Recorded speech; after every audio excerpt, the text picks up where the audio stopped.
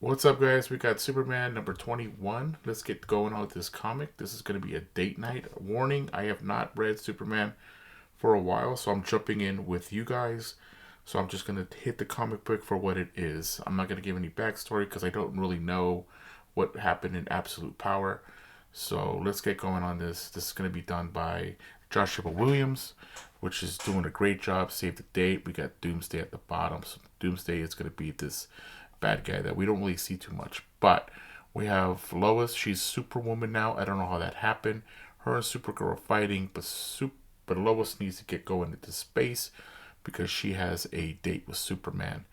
And Superman has planned out this wonderful date night with his wife. I want to say they're still married. And he decides to go on the moon, play some darts by throwing these rocks into this mountains that he put a little bullseye on. Thought it was cool, very interesting. The art in this book, by the way, is just beautiful. Let's just take this whole comic book. You're gonna see this beautiful art here. So we have these interludes here. We have Jimmy and we have the Banshee. They're a couple. This is when the very beginning of Superman. They kind of started this relationship. They're talking about how other people spend their date nights, and I thought this was funny because it's kind of like me and my wife. This is what we do, or I'm usually sleeping and she's usually watching a movie, and I thought that was pretty cool. We're gonna get these little interludes throughout this book. They go to a show. They go to different parts of the world or planets to see different things. Play with a dog. I thought this was a cute comic book. They finally have some breakfast and they kind of talk about how Superman is having trouble kind of with stress and maybe even anxiety where, he knows that Doomsday is in Supercorp locked away, but he knows that it's pretty much a matter of time before he is broken out. And that constant fear of what had happened, and even with Lois, she knows that this is some bad news here. So he's working through this. He has red kryptonite in him, and he says that if he gets too stressed out, it comes out of him. So he needs to really tone it down. I don't know how you would being Superman, but he's gonna try. So they're going through all this. I mean, look at this. Look at this picture. Jesus Christ! Look at his face. Beautiful art.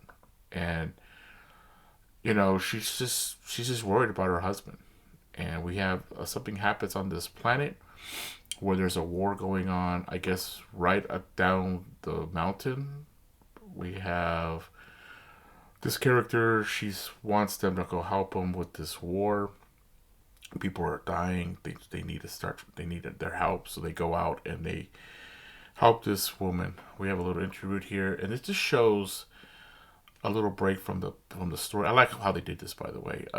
Doomsday sleeping and what he actually is dreaming of, and how this just shows you how much of a monster this guy is, and what he just thinks of all day, all night, even sleeping awake, no matter what, is to destroy. I thought this was really cool.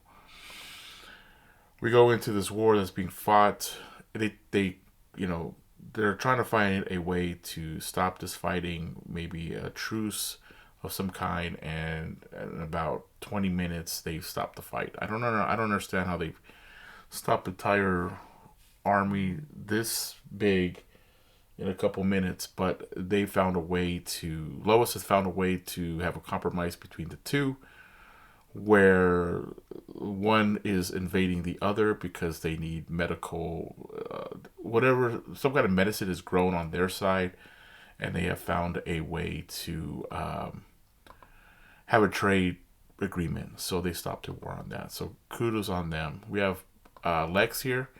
I guess he lost his memory with the absolute power with Brainiac, and we have his assistant here.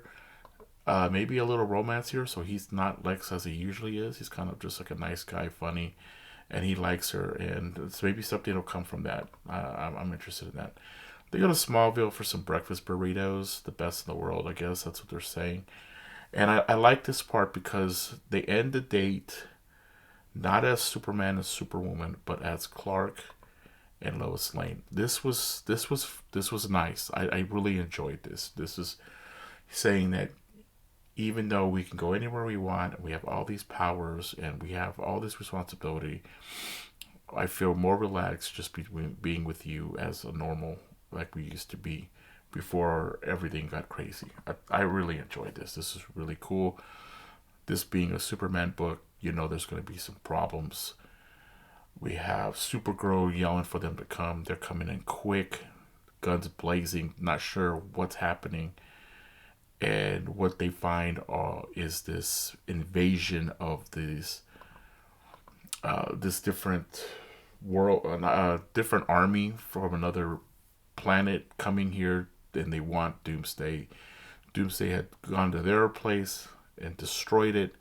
They have come for him to take him away and do whatever they need to do with him.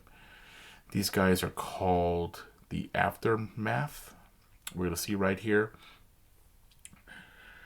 Yes, Aftermath. These guys, I like. I'm getting kind of like, uh, I don't know. This is look at this face. This kind of reminds me of Batman with the Night Owls kind of type face here. I know it has nothing to do with them, but I kind of like the picture here. So they're here, and they said, you know what, you give it to us, or we're gonna just destroy your world. So, oh, real quick too, they were talking about how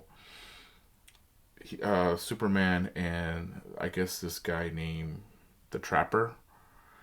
He's like this person that wants Superman to kill him so that he becomes this god of time. And if Superman doesn't do it, he was going to hurt everyone he loves and make him live forever with that. So that's just a little side note.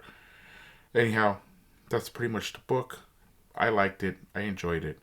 I'm gonna keep on reading it. So hit the like, hit the sub, and I'll catch you with another review. Peace.